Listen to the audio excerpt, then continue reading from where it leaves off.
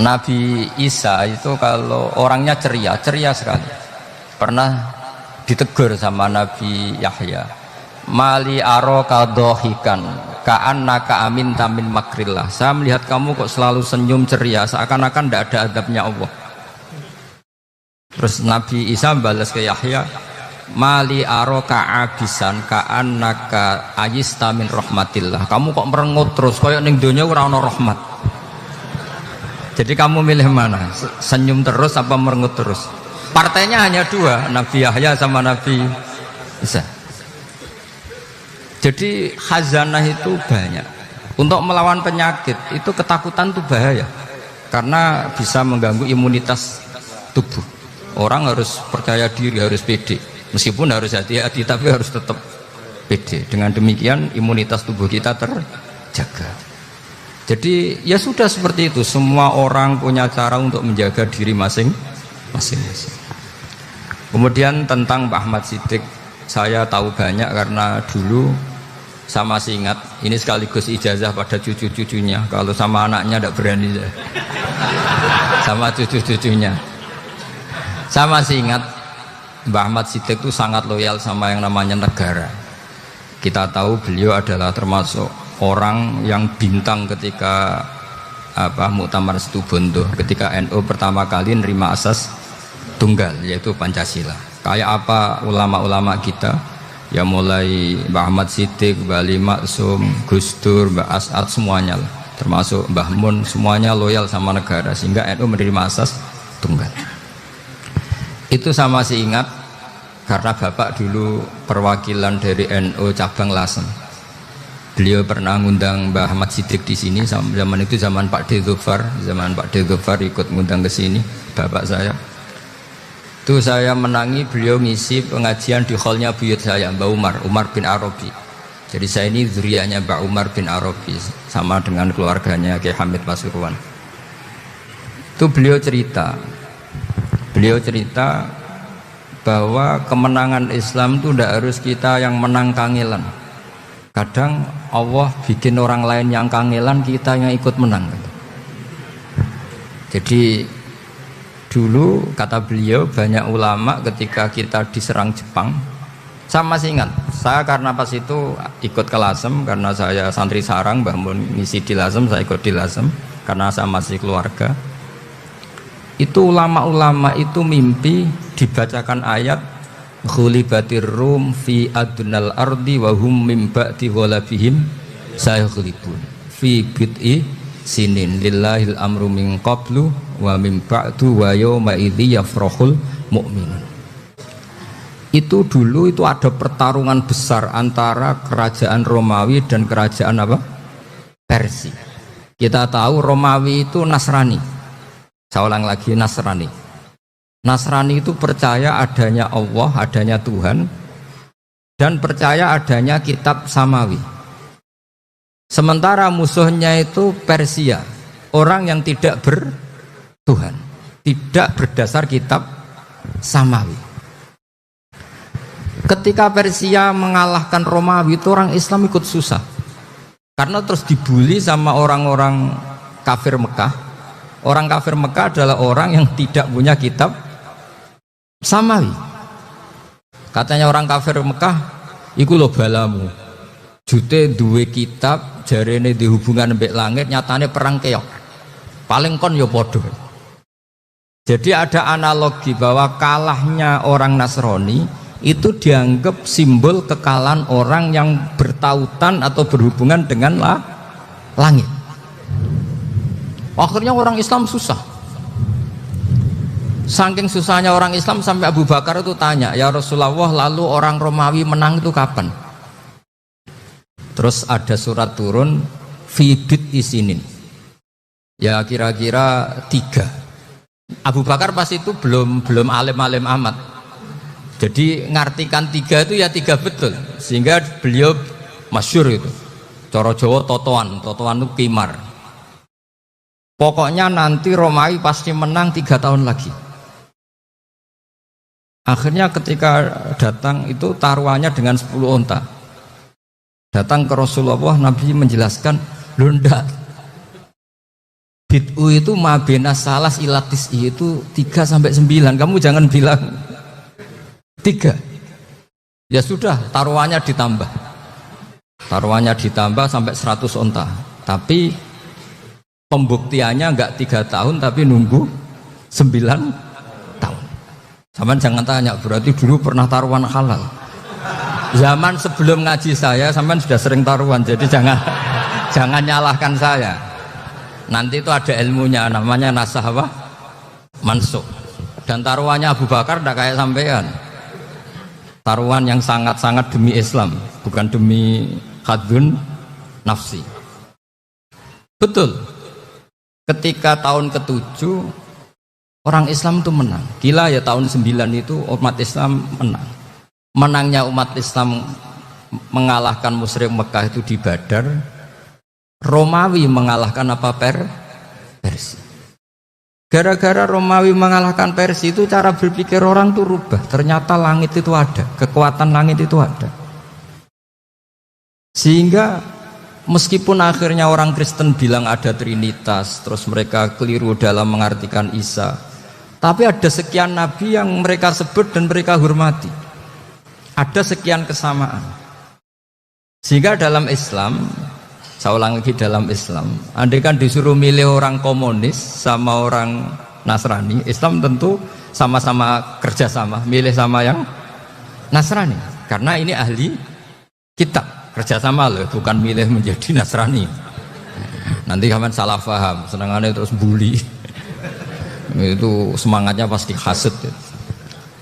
Nah, terus lalu relevansinya dengan Indonesia gimana? Wa yauma idzi yafrahul mu'minun, ketika orang Romawi yang punya kitab samawi mengalahkan Persia yang tidak punya kitab samawi, itu orang Islam ikut bunga, ikut gembira. Itu semua kiai banyak yang mimpi seperti itu. Ini cerita Pak Ahmad Siddiq, saya dengarin. Ternyata betul, Jepang itu nggak dikalahkan Indonesia. Jepang, Hiroshima dan Nagasaki dibom oleh apa? Sekutu. Akhirnya Jepang pulang. Pas Jepang pulang, Indonesia merdeka. Itu dulu kiai-kiai sudah nakwil bahwa menangnya Indonesia itu tidak harus mengalahkan penjajah. Pokoknya nanti penjajah ada yang mengalahkan. Jadi orang Islam zaman itu tidak bisa mengalahkan Persia. Yang mengalahkan itu Romawi. Tapi orang Islam ikut gembira. Itu sebenarnya wa yauma idzi yafrahul mu'minun binasrillah. Jadi orang itu cara berpikir Quran itu beda. Sehingga saya ini cerita ke cucu-cucu Mbah Siddiq karena ya nasabnya sama sampai saya, karena sama-sama sampai Mbah Sambu. Bedanya keluarga saya lewat Mbah Abdul Azim, kalau yang keluarga sini lewat namanya Mbah Yusuf. Itu saudara sama Mbah Abdul Azim, sama-sama sampai Mbah Sambu. Tapi keinginan saya tentu bukan sekedar silaturahim gagah-gagahan diceluk Gus. Celuk Gus repot. Nak ora alim ra pantes, nak beling ra pantes. Salam templek 1.000 jaluk swarga. Aduh. Tuhan. Kok mentalane 1.000 jaluk. Kamu nginep di hotel 100.000 itu tidak cukup, apalagi untuk bayar apa? Surga. Itu enggak sopan sekali. 1 juta ya enggak bisa itu. 100 juta juga enggak jelas juga. Terus sampean mendingan gak usah salam templek, malah gak mungkin masuk surga kalau.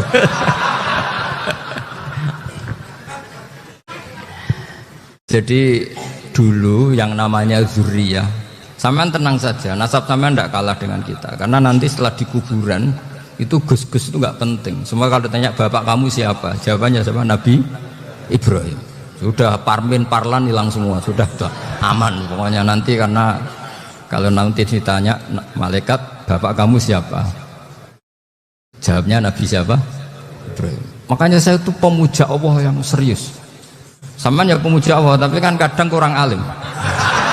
Saya ini pemuja Allah serius. Saya itu kalau ngaji, ya ngaji biasa belajar, itu sering nangis seneng. Misalnya saya baca tadi, Miftahul Jannah la ilaha illallah, kunci kok dikasihkan. Kita ini masuk neraka gak pantas, enggak bawa kuncinya kok masuk. Harusnya kita ini masuk surga, kita kan pegang kunci surga, gak pegang kunci neraka. Maka aneh kalau kamu masuk neraka itu aneh. Coba kita pegang kunci surga apa kunci neraka? Tapi kadang teman saya neraka ora ono kuncine. Karena tidak ada pintunya. Terus saya bilang, kamu kok tahu? Memangnya mau ke sana, kata saya. Saya tidak punya rencana tahu neraka. Karena nanti di antara syafaatnya Quran itu orang kalau mau masuk neraka tidak jadi. Ya nggak apa-apa ya, diatur sendiri. Jadi di antara syafaatnya Quran itu orang nggak jadi masuk neraka. Jadi syafaat itu ada dua, dari neraka diangkat ke surga, dan itu bisa lama itu. Tapi kalau syafaatnya Quran itu yang belum masuk neraka supaya nggak jadi masuk neraka. Karena neraka juga punya aturan, dia juga kena aturan fikih. Jadi lo betul ini, saya ada hujan. Jadi kena konstitusi apa? Fikih. Sama tak ceritani syafaatnya Quran itu ada orang itu beling itu fasik. Itu dia hafal surat Tabarok, hafal betul. Tabarakalladzi biyadihil mulku wa huwa ala kulli syai'in qadir alladzi khalaqal mauta wal hayata. Pertanyaannya gini, boleh enggak orang menginjek surat Baqarah? Boleh enggak? Enggak. Padahal orang hafal Quran itu artinya ayat itu ada di hatinya. Fa inna wa ta'ala la yu'adzibu qalban wa al-Qur'ana.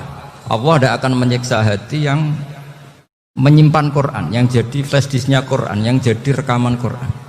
Singkat cerita orang ini hafal. Pas ketemu Mungkar Nakir prosedur kan, ini orang fasik mau diantemin sama Mungkar Nakir. Prosedur ya, dia kan prosedur standar. Si surat Tabarok akhirnya menjelma jadi seseorang yang gagah berani. Kamu nggak boleh nyiksa orang ini. Saya ini kalamu. Kalau kamu nyiksa dia berarti nyiksa saya. Kamu berani sama kalamu. Wah ya tidak berani dari Mungkar Nakir. Tapi orang itu nakal, harus saya gebukin. Tapi kata Quran tadi, tapi saya di situ pasti kena saya. Oh debat, nggak ada lajnahnya, ini nggak ikut. Kalau Gus Wirjon ikut jadi lajnah. Kalau jadi lajnah pasti kroninan. Kalau santrinya dimenangkan nanti. Akhirnya debat. Ya sudah kita ketemu Allah. Akhirnya Mungkar Nakir sama Quran tadi surat Tabarok datang sowan sama Allah. Terus kata Allah, memangnya kenapa Mungkar Nakir? Saya harus nyiksa dia karena dia fasik ya Allah. Memangnya kenapa surat Tabarok? Saya ada di situ. Menurut aturan orang tuh nggak boleh injak-injak Quran. Kalau dia nutuk saya, nutuk Quran, itu harus dikasih tahu fikihnya Mungkar Nakir. Akhirnya Allah ngendikan gini ke surat Tabarok, ya sudah terserah kamu. Kalau terserah kula Gusti, Mungkar Nakir nggak boleh nyentuh orang ini. Ya sudah selamat. Sehingga terus itu sama baca di termasuk mujizatnya surat Tabarok di tafsir Ibnu Katsir banyak. Karena tadi logikanya malaikat itu juga kena aturan fikih. Sehingga banyak ulama termasuk Said Muhammad ngendikan pertanyaan Mungkar Nakir itu tidak semua orang kena. Kalau semua orang kena nanti kalau tanya Nabi Muhammad, waman Nabi Yuka. Kacau kan jamnya. Nabi kamu siapa? Lu saya ini Nabi. Ya kan? Lah nanti kalau pas ketemu Nabi Ibrahim, waman Abuka. Jadi repot kan?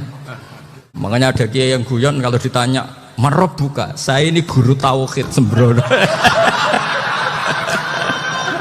Saya ini ngajar Ummul Barohin, kamu tanya Marob buka. Masyhur itu keramatnya Imam Malik itu. Ada Ashabu Malik, rajulun min ashabi Malik. Beliau ditanya Mungkar Nakir, Marob buka mana buka. Imam Malik datang, ini seumur-umurnya itu ngajar tauhid. Kamu bedai itu gak sopan kamu. Dan kita berharap barokah sampean ngaji nanti itu. Yes. Malaikat itu anak sungkane itu. Jadi ada. Dan saya meskipun guyon itu serius. Bedanya orang alim sama ndak itu di situ. Kalau orang alim itu guyon itu masih benar, masih serius. Coba saya bacakan ayatnya. Ala inna auliya Allahi la khaufun alaihim wa lahum yahzanun. Terus lahumul busyra fil hayatid dunya fil akhirah. Artinya kalau Mungkar Nakir dengan penampilan garang gitu, berarti ada ketakutan apa enggak? Ada, padahal ciri utama walinya Allah tidak ada ketakutan. Makanya itu termasuk dalilnya Sayyid Muhammad, tidak semua orang alami seperti itu, karena wali-wali itu la khaufun alaihim wa lahum yahzanun. Wah, anak kiai temu karena kerja wedi wedeg. Iku dredege ora kok pertanyaan tok, nak konan santri piye? Lho isen wis kiai dihanjuti mungkar nakir. Malu gak kira-kira? Mesti pelengahan iki konan santri piye? Nak jawabannya gampang karena pernah ngajar tauhid. Makanya Sayyidina Ali ini cerita ini ada di kitab Nuri Dholam. Sama lihat di kitab Nuri Dholam karangannya Syekh Nawawi Banten. Itu Sayyidina Ali itu ya, andaikan orang biasa mungkin ya agak-agak hasut, tapi ini wali gak boleh kamu katakan hasut. Dia itu mangkal sama Umar. Orang kok setiap orang pernah dibentak. Apa dia berani bentakmu karena penasaran dia. Bagaimana kerengnya Umar itu berlanjut enggak gitu kira-kira. Akhirnya minta, ya Allah saya minta kasyaf. Ya karena yang minta Sayyidina Ali karena mau wajah dituruti sama kasyaf. Dilihat Sayyidina Umar pas meninggal itu. Jadi hasud itu ya kadang penting asal baik. Loh betul, bahasa Kanjeng Nabi kadang la hasada illa fisnaten. Itu Nabi membahasakan ya hasad. Gus Verson saja yang nafsirkan ghobtoh itu kan. Oh itu kan gaya-gayanan sebagai ulama. Aslinya Nabi ngendikannya itu la hasada illa fisnaten. Ulama yang ganti itu namanya ghobtoh. Wong Nabi sendiri nyebut hasad kok kamu tafsiri ghobtoh. Ya hasad ya hasad. Udah anda usah ditakwil-takwil pokoknya gitu. Kalau sama nggak percaya nggak apa-apa. Kok gitu aja kok repot. Karena sama nggak percaya kemungkinannya dua. Satu nggak ngerti. Dua sama-sama alim kan dari awal. Kalau sama-sama alim kan laisali alimin ayuqallida aliman akhor. Kita nggak perlu saling mengikuti. Ngapain hasud? Biasa aja. Akhirnya Sayyidina Ali kasar. Pas Umar bangun, setelah mati kan bangun, setelah meninggal bangun. Mungkar Nakir datang dengan perangai yang sangat garang. Itu digambarkan Sayyidina Ali, matanya itu kalkidril ghali, kayak apa kendil yang apa mengangang. Wah seru. Sayyidina Ali senang, paling takut ini Umar. Senangnya bukan main, wah ini mesti takut Umar. Biasa. Ternyata enggak, Umar malah bangkit. Woi Mungkar Nakir, kamu tahu menghadapi siapa?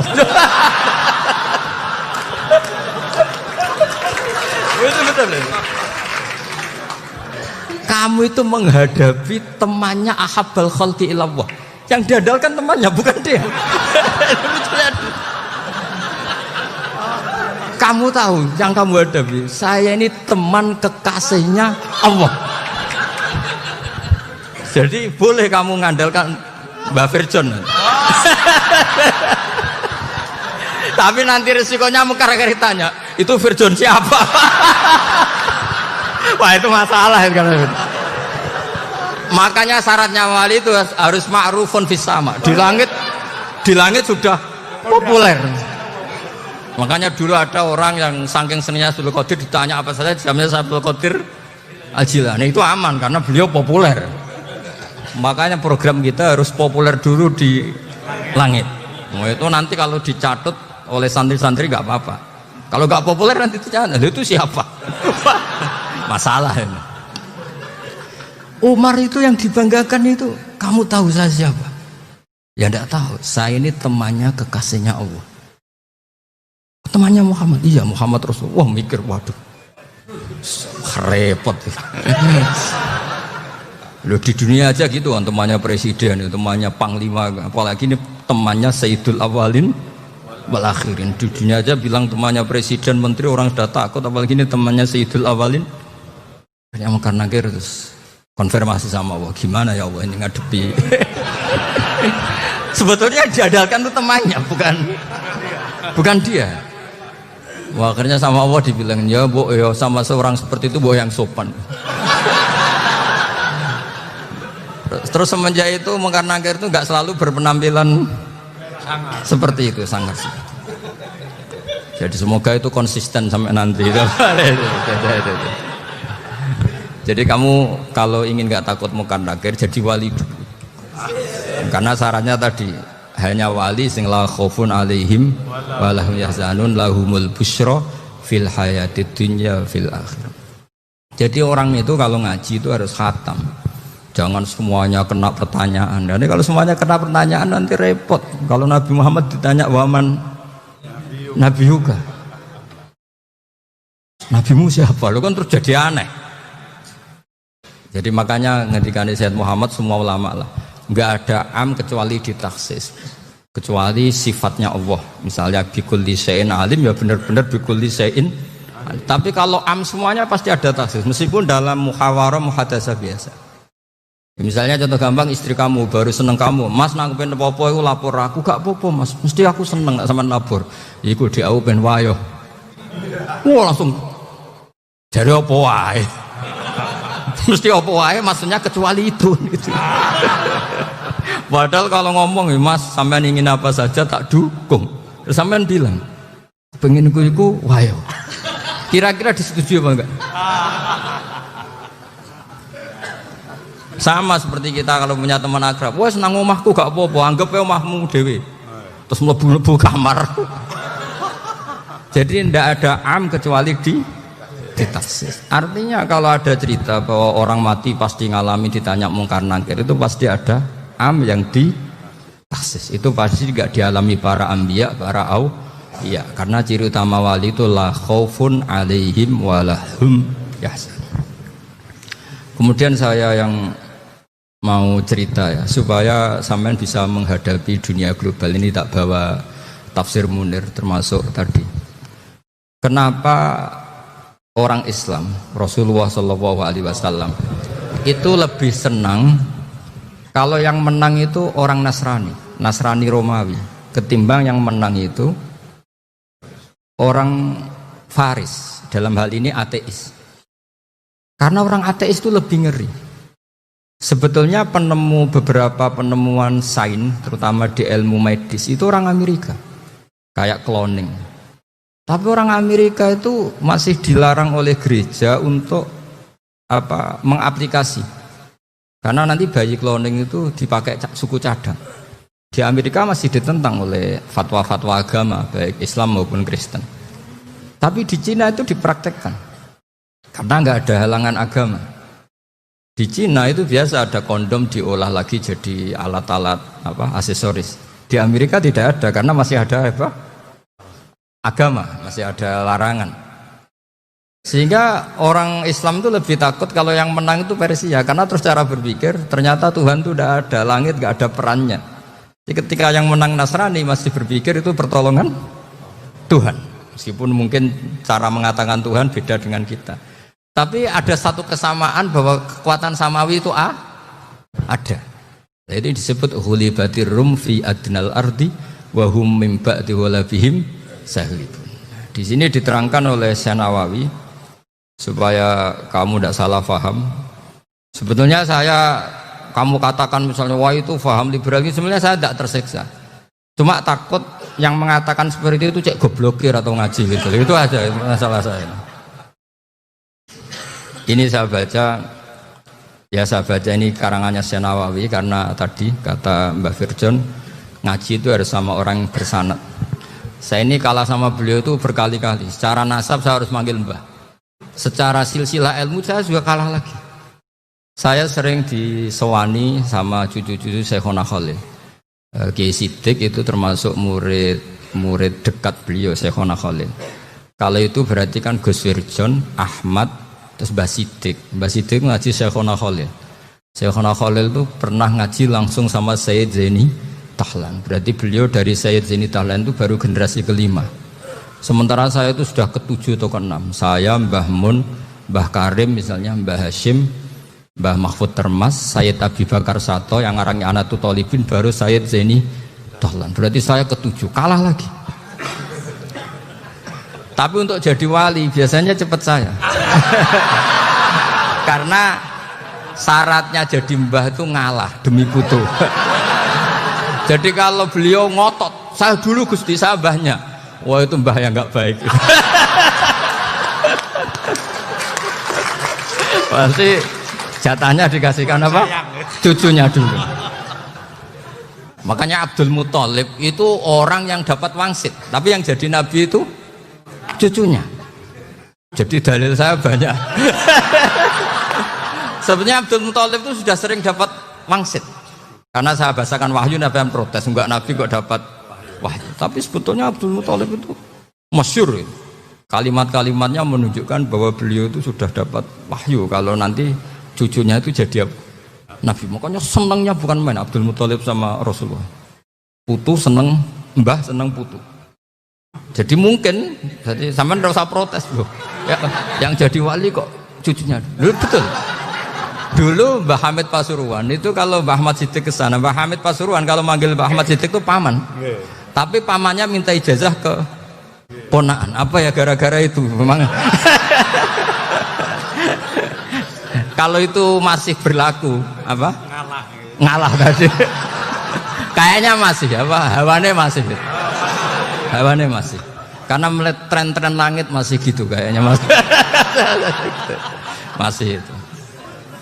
Ya, tapi mbahnya tetap dapat jatah, tenang saja nanti. Tapi memang sebaiknya mbah itu legowo. Rasulullah Muhammad SAW itu terkenal min dzurriyyati Ibrahim.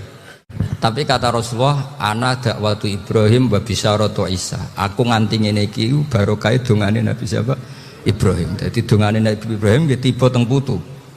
Jadi banyak bukti bahwa jatuhnya ke putu gitu. Tadi saya di kamar sama beliau berduaan. Nih Mbah sing dadi wali di sini. Aku Mbah. Cocokan tadi. Nah, kenapa saya akhir-akhir ini gulirkan daftar wali? Kenapa? Saya ini resah ya. Orang sudah ingin dicintai pejabat, dicintai tetangga, dicintai teman. Tapi kadang-kadang orang lupa lagi dicintai Allah. Makanya saya meskipun guyon, tapi ini amdan, bukan sahwan. Supaya orang punya cita-cita lagi jadi wali, ingin dicintai Allah. Kita ini terlalu lama ingin dicintai makhluk. Mbok ya naik kelas sedikit lah. Ingin dicintai Allah Subhanahu wa ta'ala. Meskipun saya guyon, tapi tadi guyon saya tuh lebih serius ketimbang serius Anda. Karena tak pikir. Saya tuh kalau pergi itu seneng ngebis, bukan karena saya tidak punya mobil, tapi saya sering mau butuh itu supaya nggak diganggu. Karena saya tuh harus punya waktu sendiri. Kalau bis kan ketemu orang nggak kenal, tapi sekarang ya agak susah, banyak yang kenal. Dan susahnya lagi nggak minta ijazah, minta foto. Aduh, orang repot tuh. Mau dibenci itu umatnya Rasulullah Shallallahu Alaihi Wasallam. Mau disetujui itu sanatnya mana? Kalau ketemu orang alim minta apa? Foto. Itu nggak ada sanatnya. Nggak tahu saya itu mazhab dari mana itu. Ya mazhab milenial yang jelas itu kan. Ini tak baca ya biar dapat, karena ini kenangan saya sama Mbak Ahmad Siddiq. Saya masih ingat betul beliau ngisi hallnya Mbak Abdullah bin Umar, berarti abahnya Mbak Hamid. Karena mbah saya itu Fatimah binti Khalid bin Umar. Kalau Mbak Hamid itu Hamid bin Abdullah bin Umar. Itu saya masih ingat betul zaman itu Mbak Hamid tiap hall di Lasem itu rawuh dan saya derek mbah saya. Karena masih misanan datang ke Lasem, itu beliau pas itu ngisi sama Mbah Mun. Mbah Mun masih muda, Ki Ahmad Siddiq sepuh senior. Itu beliau cerita bahwa dulu ketika Indonesia dijajah Jepang itu para kiai mimpi dibacakan ayat Khulibatir Rum fi adnal ardi wa hum mim ba'di walabihim salim. Terus ada kiai yang tanya takwilannya gimana? Ya nanti Jepang pulang bukan karena kita yang mengalahkan, tapi Jepang ada yang mengalahkan sendiri meskipun tidak kita. Kayak dulu Faris tidak dikalahkan Islam tapi dikalahkan Romawi, tapi yang senang umat Islam. Wa yauma idzi yafrahul mu'min. Itu luar biasa ulama-ulama kita. Delalah kejadiannya Indonesia seperti itu. Yaitu kita tidak mengalahkan Jepang, tapi Jepang pulang sendiri karena dikalahkan apa? Sekutu. Ya ini saya baca. Ini tidak usah dicek bacanya benar apa enggak, sudah aman apa aman. Karena kalau saya salah itu ya sengaja. Artinya ya sengaja, ya biasa maksudnya. Saya kemarin ngisi di Pondok Peloso, di Pondok Al Munawir Jogja. Salah itu ada dua, ada salah memang benar-benar salah, itu nggak apa-apa bisa dimakfu. Karena mesti sange wong goblok salah yang terus itu. Ada salah bawaan ilmu itu repot tuh dadaninya. Karena misalnya kita yang biasa belajar qiraah safah wa yahsibuhu, mesti diulang lagi wa yahsabuhu. Karena qiraahnya Imam Asim itu hasibah yahsabu bi fathis sin. Sementara kita kalau ngaji kitab kulino yahsib. Sehingga kita-kita yang biasa belajar safah itu kalau baca kitab itu kayak orang bingung. Kadang-kadang yang ngaji juga bingung. Gus Pak mocok di bulan pelin. Ya tepat-tepatan. Ada yang mengatakan Gus Pak bingung, ada yang mengatakan Gus Pak alim alam. Ya tepat-tepatan nasib tadi. Karena memang ya safah memang seperti itu. Misalnya kufuan. Kufuan itu Imam Asim baca kufuan. Tapi beliau punya murid namanya Syu'bah. Itu kalau baca kuf'an. Makanya kita itu, ini kan khataman Quran ya, jadi saya menyinggung sedikit tentang qiraah safah. Tadi beliau juga sudah tak kasih kitab saya Hifdzuna Lihadal Mushaf. Sama tak ajari latihan safah, memang angel ya. Makanya yang nggak bisa itu wong pinter. Sudah tahu angel ya nggak usah diteruskan kan. Orang menghindari barang angel itu pinter apa goblok? Pinter. Berarti wong goblok pinter. Saya tuh makanya sama orang goblok tuh respect. Jadi orang alim tuh angel apa gampang? Angel, menghindari barang angel pinter apa goblok? Loh, orang menghindari barang angel pinter apa goblok? Pinter. Berarti wong goblok pinter. Jadi saya sama orang-orang goblok itu respect. Sudah tahu jadi orang alim angel ya barang angel ya harus dihindari. Makanya saya ini insya Allah umatnya Nabi yang termasuk yang terbaik. Amin. Karena mencintai umatnya Nabi termasuk yang goblok. Itu udah gampang itu. Karena tadi sudah tahu ya. Seperti itu loh orang naik panjat pinang itu yang naik karena ingin hadiah. Yang nonton sudah tahu wah licin kok dinaikin mau keplodok ya. Tapi orang sepakat yang nonton juga pinter karena sudah tahu ribet kok. Tukun yang pasar akan naik lah apa mana. Sama-sama juga gitu. Ngalim tafsir angel, ngalim fikih angel. Tak karek ngaji ngerekam kan gampang. Itu pinter apa goblok? Pinter. Iya. Makanya kula niku mbok burohno ngono tok.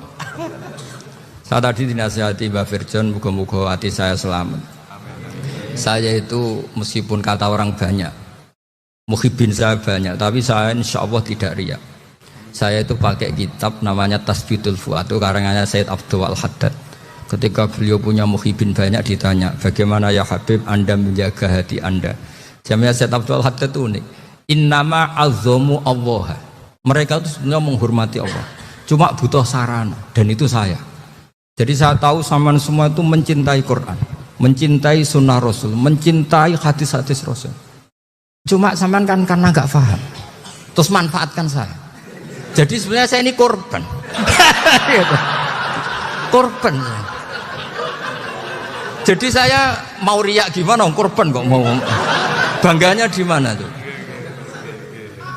Coba sampean misalnya ngaji tafsir, belajar sendiri kan susah.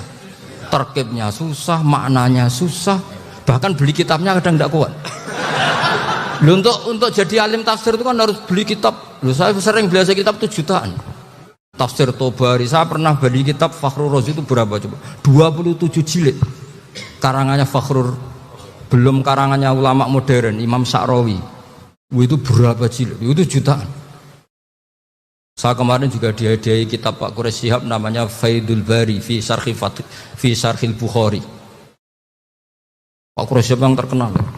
Dia sering diskusi sama saya. Saya ngasih hadiah beliau ngasih hadiah saya. Oh itu harganya nggak kuat.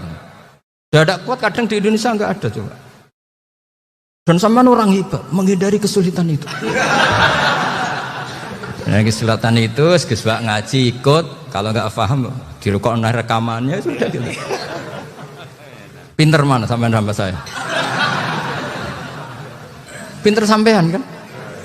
Bikin sosis susah, beli aja kok repot kan. Nah, makanya nggak boleh orang bilang, wah aku goblok reso tafsir aku wong pinter.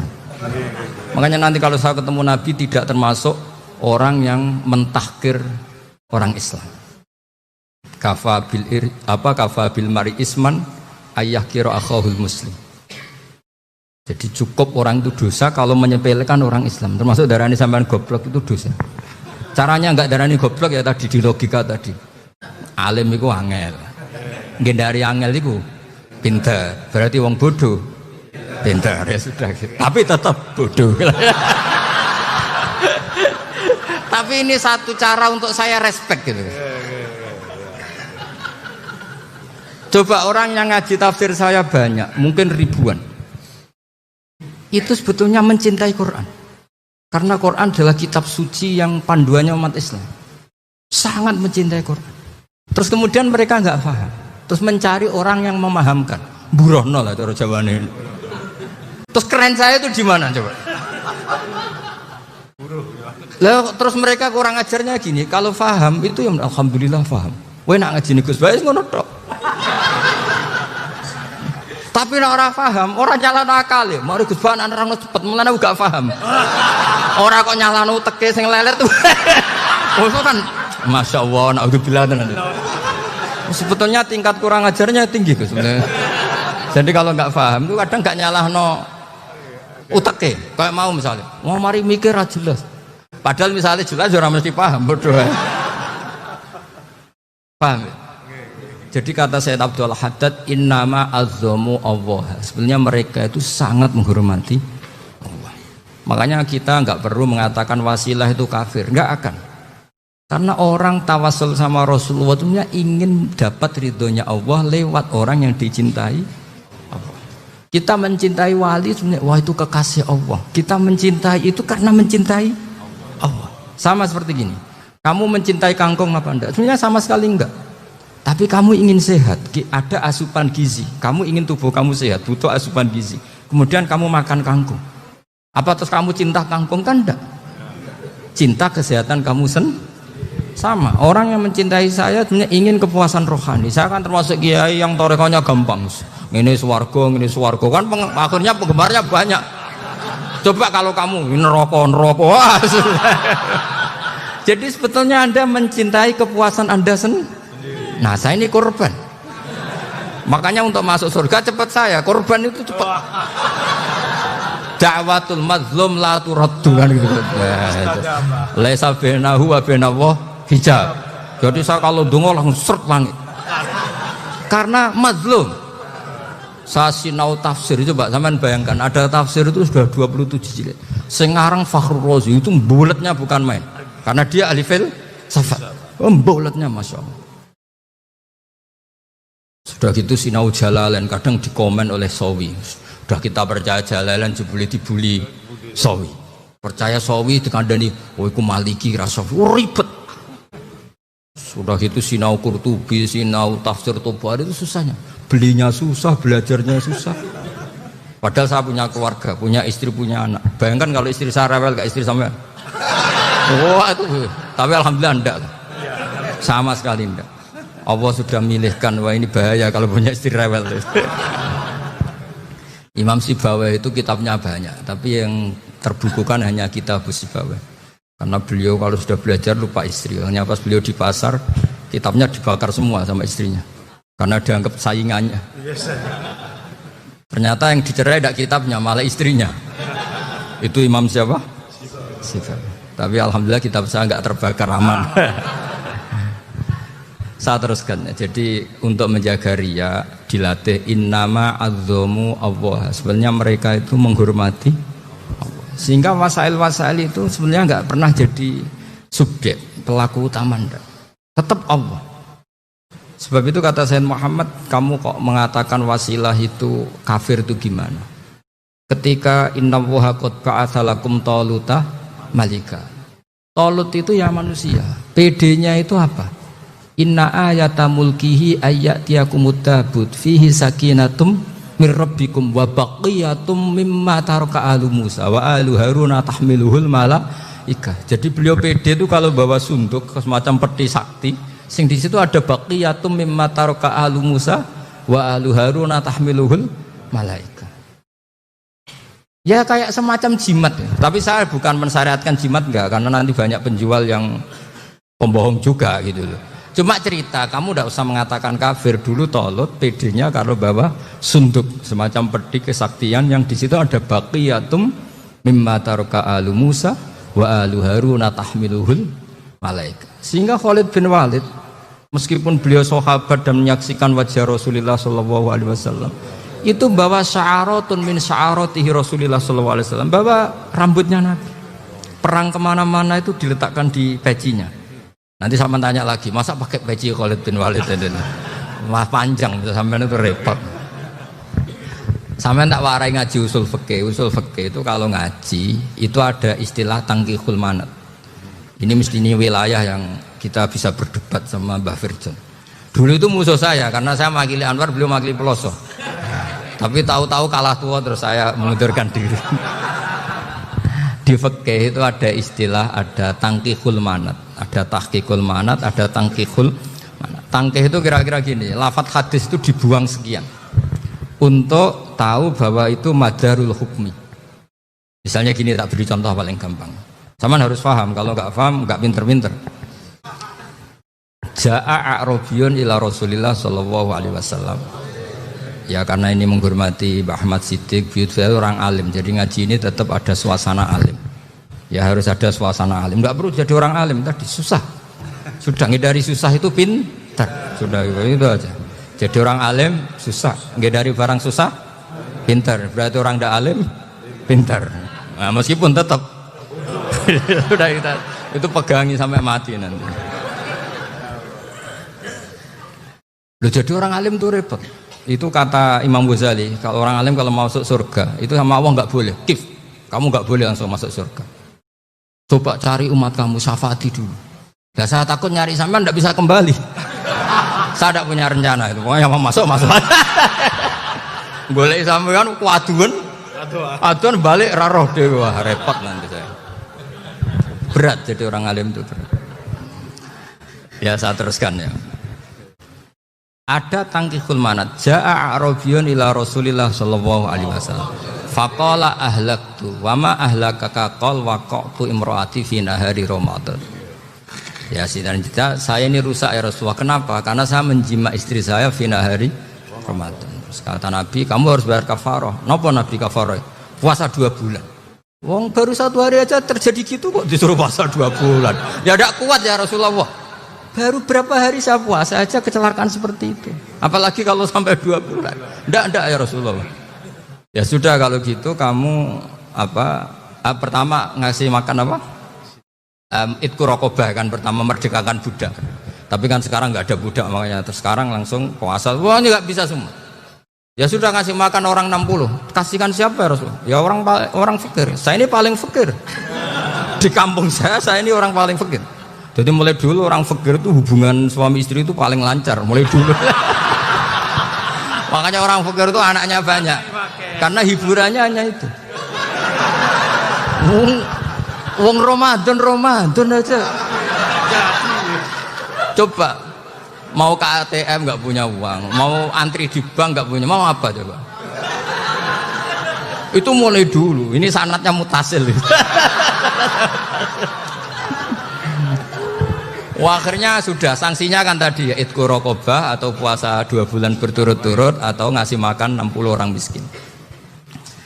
Lalu kata ahli usul fikih, kata a'rabi dibuang, nggak menjadi catatan hukum.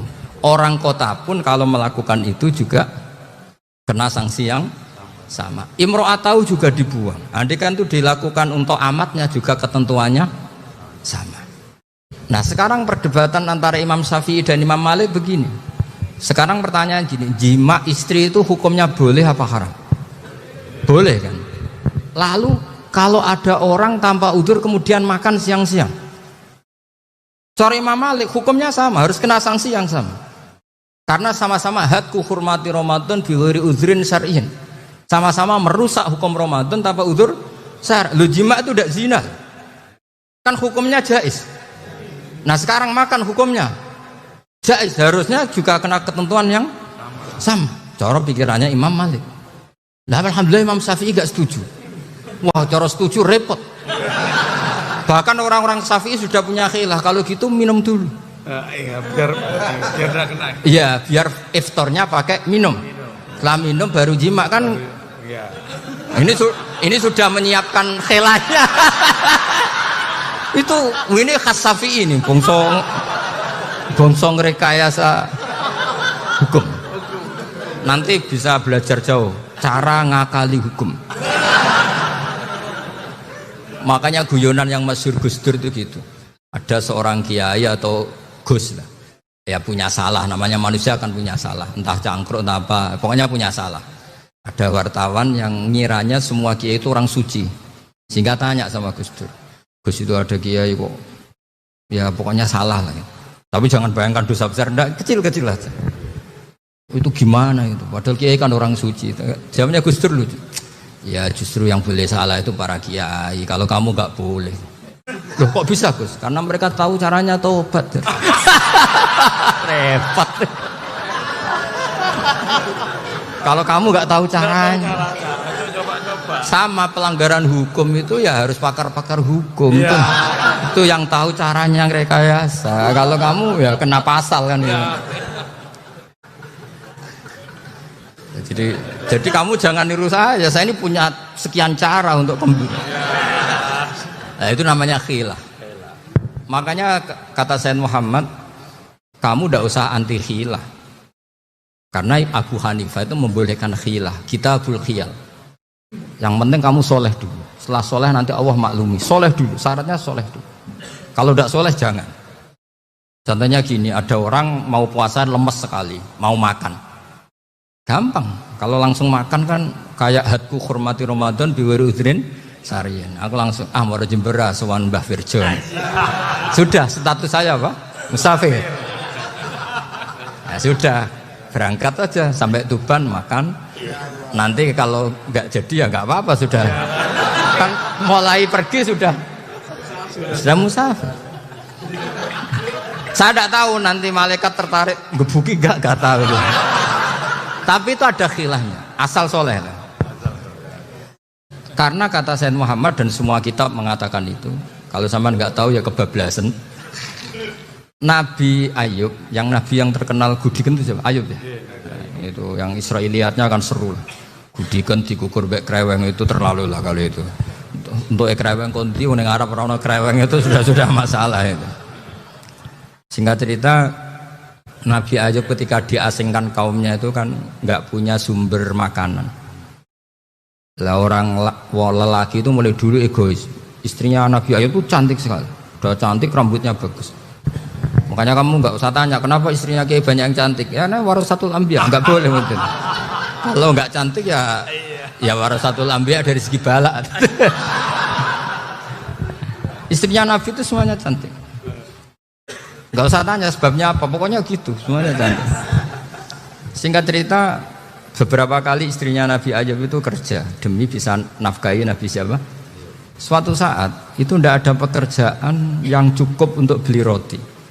Satu-satunya peluang dapat rezeki itu putrinya raja itu rambutnya berondoli. Terus ada sayembara siapa yang rambutnya bagus mau dibeli. Sampai rambutnya istrinya Nabi Ayub itu dijual.